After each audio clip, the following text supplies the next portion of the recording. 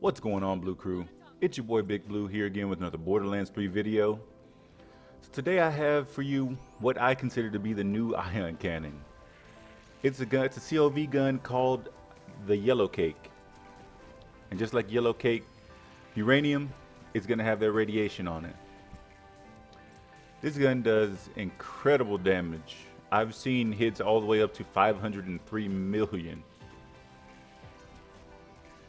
It is a drop from the new event, so make sure you farm it while you can, or get the save file at the end of this. But without any further ado, guys, let's get into that video.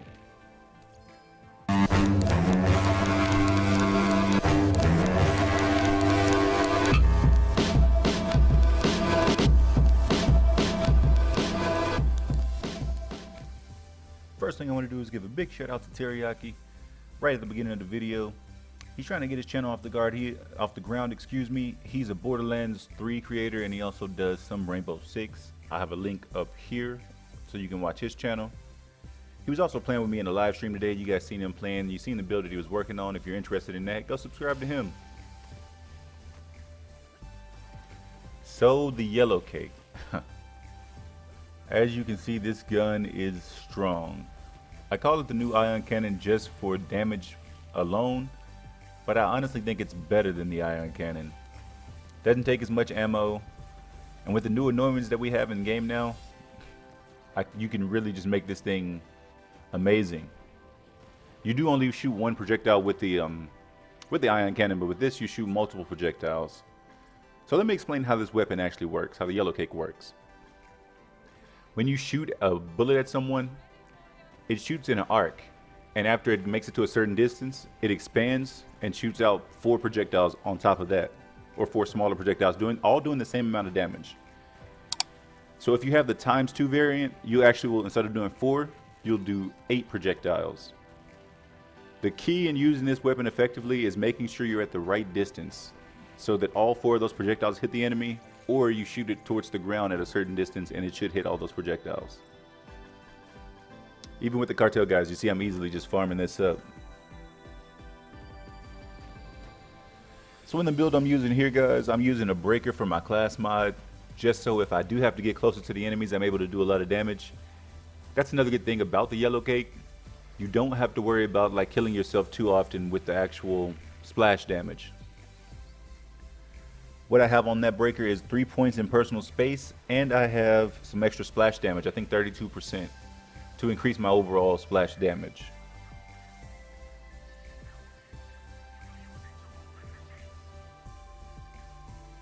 One of my new favorite anointments, by the way, guys, is gonna have to be the while enemies are above 90% health, they actually take 300% more damage. So how this anointment works, if you guys don't understand it, I'll explain it right now. If your enemy has a shield bar and a health bar, until you make it to that health bar, you still do that 300% damage. So if you have a weapon, let's take the Yellowcake for example, that does a lot of damage, you may be able to one-shot them before you even get there. It also works for enemies who don't have health. So like bots, people like the Guts of Carnivora, what is his name? The Agonizer 9000. You always do 300% more damage against him, against Wotan, because they don't actually have health bars. So it counts it all the time, which is nice instead of it being the opposite. To stay alive, I'm using sustainment again. I explained it last time how sustainment works now that they have done it in the update. And like I said, I think it just really made Amara a powerhouse, even more so than she was.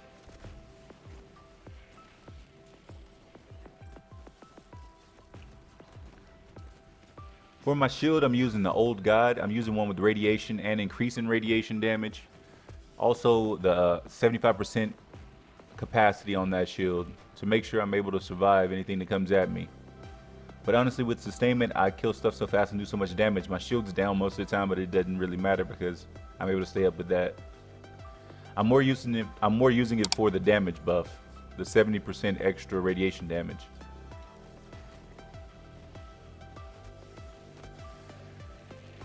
I was really surprised how well this build synergized together, because I'm not using a breaker.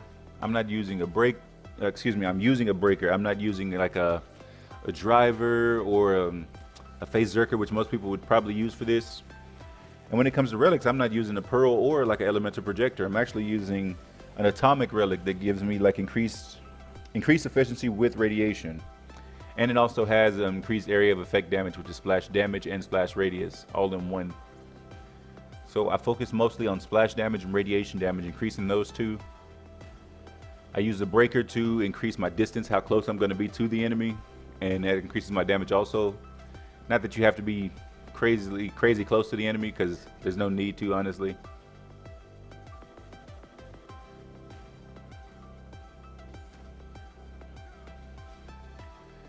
I actually don't need my action skill for this build. The only reason I use my action skill is to use my on my grenade. I have it where it does increased 50% incinerate damage with weapons. That is the only reason that I actually have to use my action skill. So me grabbing people is just so I can CC them to make it easier for me.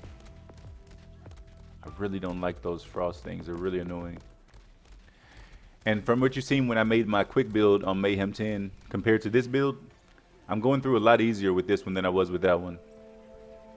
Maybe the mob efficiently, maybe the boss efficiently. I don't really have too many problems with anything. And it's actually a lot of fun. This gun may end up getting a nerf here in the future. Hopefully it doesn't. Hopefully they leave it in the game. But if it does get a nerf, at least you got to play it and see it before it got the nerf.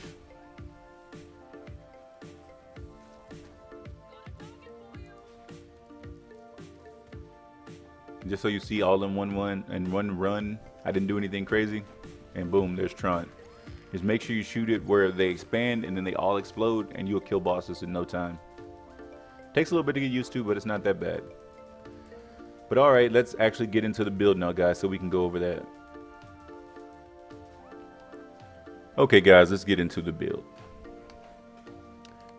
As you've seen, this is the one that you see me use in most of the clips, because that 300% increased weapon damage against enemies above 90% health is amazing.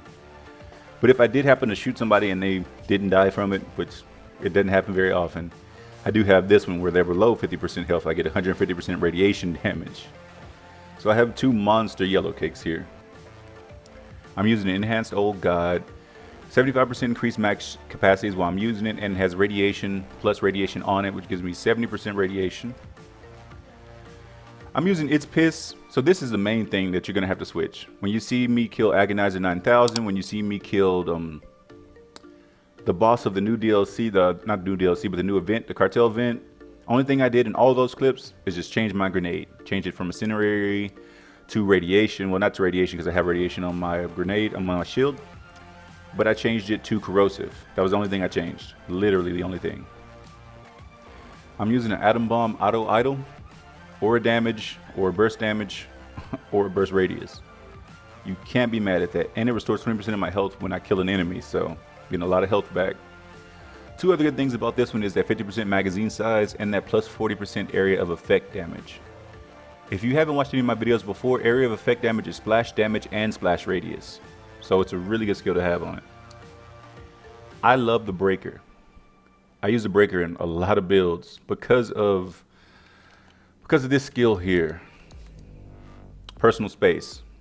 When you only have 3 points, it says it gives you 50%. It says it gives you like 32%. It gives you closer to like 52.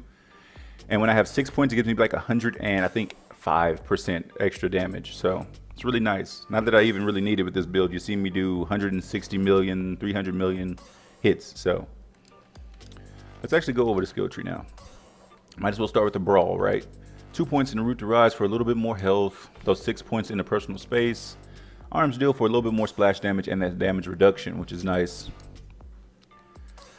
In the Fist of the Elements tree, Anima 5 points. 3 points in the steady hands. 1 point into infusion. I was trying to do it without putting any points into infusion to get even more damage, but I couldn't. I had to have 1 point to go farther down the tree. Yeah, I know. There's a way around it, but I like it just like this. Wildfire, so it spreads, and when it spreads I have, what is it called? Let's go look.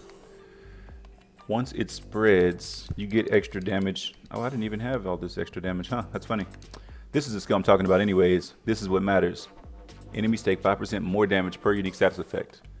So that is one of the reasons that I am using Wildfire to spread it out as much as possible.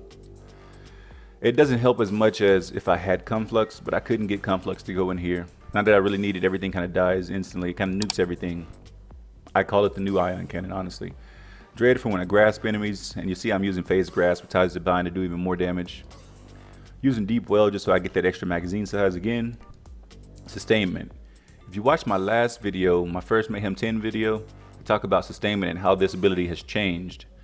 How even if you have a weapon that doesn't have elemental damage, you can just add anointments and you'll get the same lifesteal. I don't need it this time because I actually do radiation damage. More radiation damage with Forceful Expression. And last but not least, Mythical Assaultry. Fast Hands for reload speed, Violent Tapestry just for status effect to move down the tree. Gotta get that Restless for the cooldown rate, Transcend for some more accuracy and critical hit. Ascendant because I am using Stillness of Mind. Laid Bare and Wrath for more damage. Remnant. So you see my Remnant orbs do for hundreds of millions of damage. So yes, to Remnant. The only thing I don't have that I wish I would have would be Avatar. It's not that I needed, my action skill cooldown is really high. But if I had it, it'd make it even crazier. I use it with Ties That Bind, Stillness of Mind, and I use the Incinerary one. Yes, I could change it to Shock or something else if I needed to, but I really haven't seen a point to. This build handles everything I've thrown at it. I haven't tried it in the takedown. That's probably the next video I'll make for you guys with this same build in the takedown. But here is the overview. If you did like the video, make sure you like, subscribe, share if you really like it. Blue Crew as always, stay medicated, stay elevated. To the next video, guys. Peace.